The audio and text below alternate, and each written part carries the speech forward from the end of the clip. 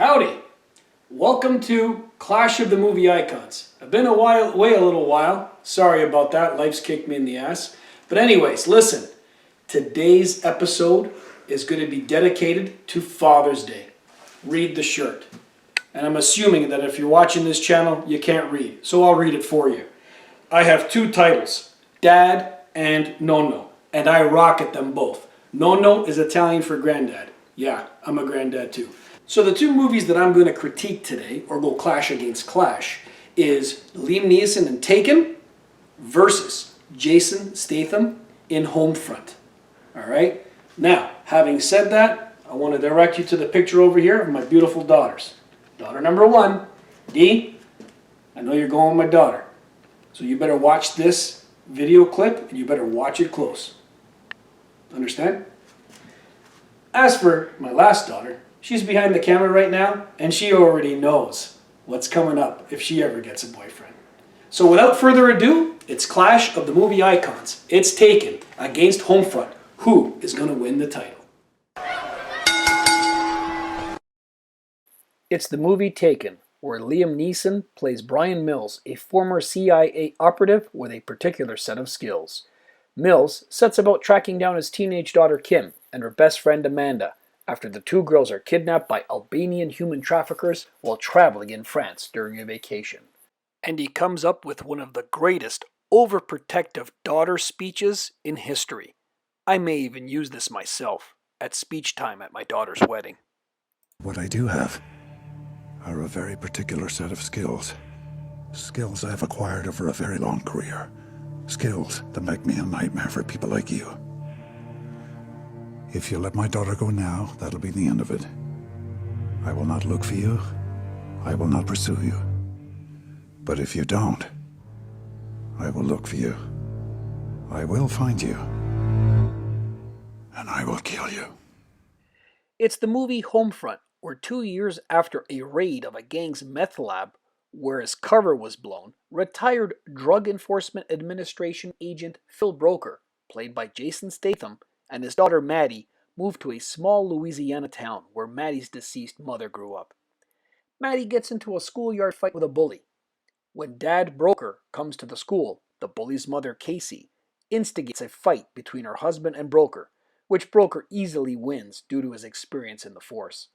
Enraged, Casey later asks her brother, a drug dealer by the name of Gator Bodine, to scare Broker. That's when the fun begins.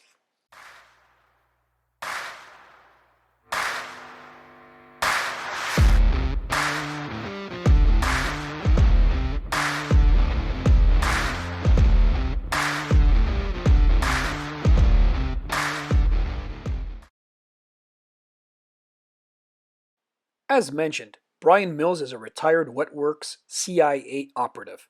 He is a skilled combatant with knives, guns, or just his bare hands. The closer a foe is to him, the deadlier he is. He is also an interrogator who is nearly impossible to resist. Behind the wheel, he is also a skilled combat driver. Phil Broker is very much like Mr. Mills. He can fight hand to hand, he can use firearms with great skill, and he has great one-liners too. Whatever you're thinking, we think it. Here are another two characters that I've chosen that are equally matched in the offensive department. They both can do it all. They can fight hand to hand, they could use firearms, they have crazy mad skills. This round, it's a tough one. All right, we'll call it a draw. This round here is not so much about defense in its purest sense. Both guys, as awesome as they are, proved that they were vulnerable, as they were caught by the enemy.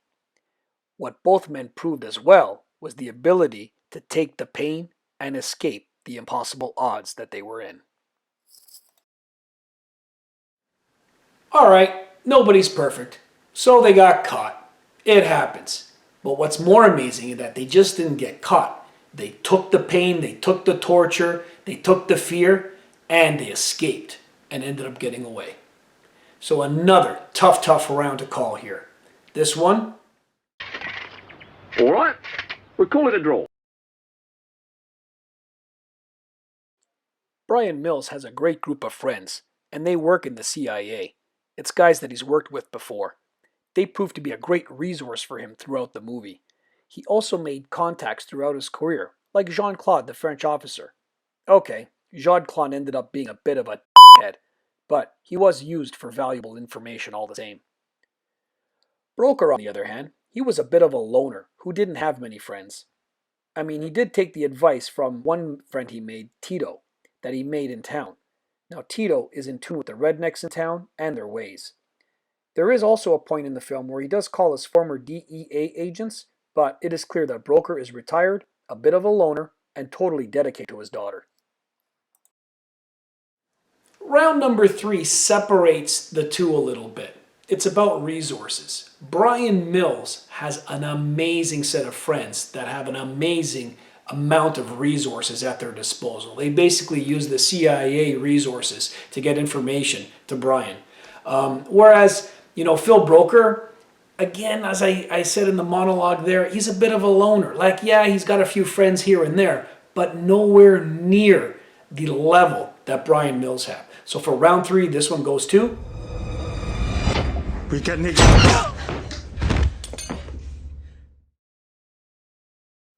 Well, there you have it. There's your 3 rounds. And as I mentioned before, if you're watching this, you probably can't read.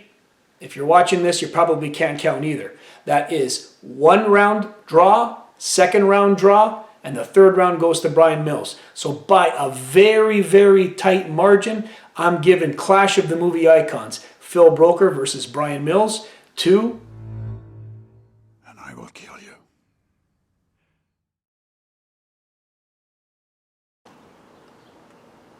Okay, I'm outside for this clip because I'm in the backyard.